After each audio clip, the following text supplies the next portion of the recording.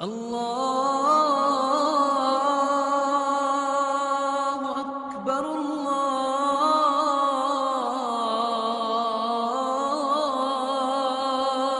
اکبر۔ تم دروازے بند کر کے منہ کالا کرو اور کہو کوئی نہیں دیکھ رہا، اللہ کہاں جائے گا؟ تم شراب کی بوتل کھولو، اللہ سو گیا ہے۔ تم ٹیبل کے نیچے سے رشوت لے لو، اللہ سو گیا ہے۔ تم غلط فائل پہ سائن کرو، کیا اللہ دیکھ نہیں رہا؟ تم قاتل کا کیس لینے کے لیے تیار ہو جاؤ، تم زمین قبضہ گروپ والوں کے مقدمے لڑنے کے لیے عدالتوں میں کھڑے ہو جاؤ، کیا میرا اللہ دیکھ نہیں رہا؟ غافل نہیں ہے۔ یہ کائنات ایسے ہی چلے گی، یہاں اندھیرا بھی آتا ہے، اجالا بھی آتا ہے، ظلم بھی ہے اور عدل بھی ہے، محبت بھی نفرت بھی، انصاف بھی عدالتیں بھی، ظلم و ستم بھی۔ بھیڑیوں کی طرح غرانے والے انسان آئیں گے، عورتوں کو اٹھ اٹھ کے تڑپنے والے انسان آئیں گے، گھنگرو باندھ کے ناچنے والی عورت آئے گی اور راتوں کو مسلح پہ تڑپنے والی عورت آئے گی، نظر نہ اٹھانے والے نوجوان آئیں گے اور غیرت کے سودے کا کرنے والے نوجوان بھی آئیں گے۔ اس کرسی پہ بیٹھ کر حرام کھانے والے بھی آئیں گے اور اس کرسی کو ٹھوکر مار کے اللہ کو راضی کرنے والے بھی آئیں گے، اللہ کے نام پر مر مٹنے والے بھی آئیں گے، اللہ کے دین کے سودے کرنے والے بھی آئیں گے۔ یہاں کربلائیں بھی قائم ہوں گی اور یہاں حسین بھی آئے گا، یہاں یزید بھی آئے گا، یہاں یزید جیسے تخت پہ بٹھائے جائیں گے، حسین جیسوں کے سر کاٹ کے نیزوں پہ چڑھائے جائیں گے۔ اہل البیت کا پاک ساری کائنات کا خون اکٹھا کروں، اہل بیت کے خون کے ایک قطرے کے برابر نہیں ہو سکتا۔ وہ خون پانی کی طرح بہایا جائے گا اور یہ اعلان کیا جائے گا کہ یوں بھی اللہ کو راضی کیا جاتا ہے۔ ہاں وہ تم جھوٹ نہیں چھوڑ سکتے۔ 10 روپے کے پیچھے ایمان بک جاتا ہے، ایک فائل کے پیچھے ایمان بک جاتا ہے۔ یہ میرے نبی کا گھر ہے، یہ میرے نبی کا گھر ہے، یہ پاکیزہ گھر ہے، یہ اعلیٰ خاندان ہے، یہ عالی نسل خاندان ہے۔ ان سے بڑا خاندان کوئی نہیں، ان سے بڑی نسل کوئی نہیں۔ ان کے ایک بول پر ہر چیز سلامت تھی، حکومت کو ٹھوکر ماری، نسل کو قربان کیا، ایمان کا سودا نہیں کیا، اللہ کو راضی کرنے کے لیے اپنی ساری نسل کو ذبح کروا کے اعلان کیا۔ زیر خنجر میں یہ پیغام سنایا ہم نے۔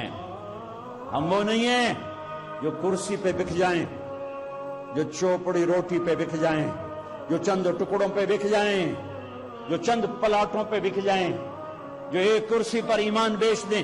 یہ وہ امت نہیں ہے، لیکن اس میں ہوگا، اندھیرا اجالا آئے گا، عزت ذلت کے نظام چلیں گے، پھر ایک دن میرا رب فیصلہ کرنے کے لیے آئے گا۔ اگر یہ دنیا جزا سزا کی جگہ ہوتی، حسین کا سر کٹ کے نیزے پہ نہ چڑھتا، یزید تخت پہ نہ بیٹھتا، شمر کبھی نہ غراتا، ابن زیاد منہ پہ چھڑیاں نہ مارتا۔ جن ہونٹوں کو میرے نبی نے چوما ہو اس پہ چھڑیاں پڑ رہی ہیں، چھڑیاں پڑ رہی ہیں۔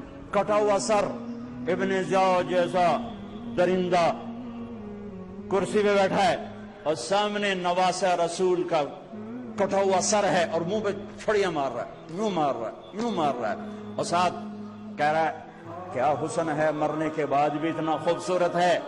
انس کھڑے ہو گئے، کہا ظالم یہ چھڑی ادھر سے ہٹا۔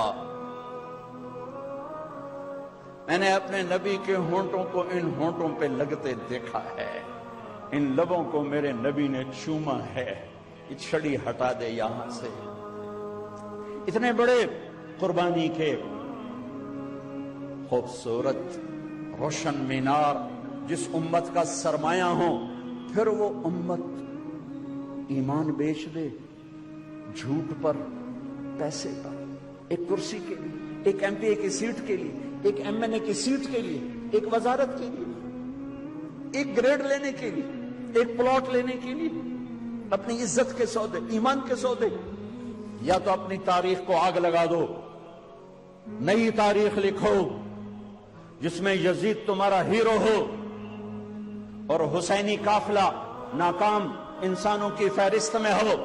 ایک نئی تاریخ لکھو جس میں کپڑے اتارنا تہذیب ہو اور کپڑے پہننا بے وقوفی اور حماقت ہو، ایک نئی تاریخ لکھو جہاں شرم و حیا پرانے طریقے ہوں، جہاں بے حیائی، آوارگی، ثقافت اور تہذیب ہو۔ تم تاریخ مٹا نہیں سکتے کہ میرے رب نے اسے کاغذ پہ نہیں لکھا، اس کائنات کے ہواؤں کے جھونکوں پہ میری تاریخ لکھی، دھرتی کے ذرے ذرے پر اس امت کی تاریخ لکھی ہوئی ہے، درختوں کے پتے پتے پر اس امت کی تاریخ لکھی ہوئی ہے، ساری کائنات اسے مٹا نہیں سکتی۔ لا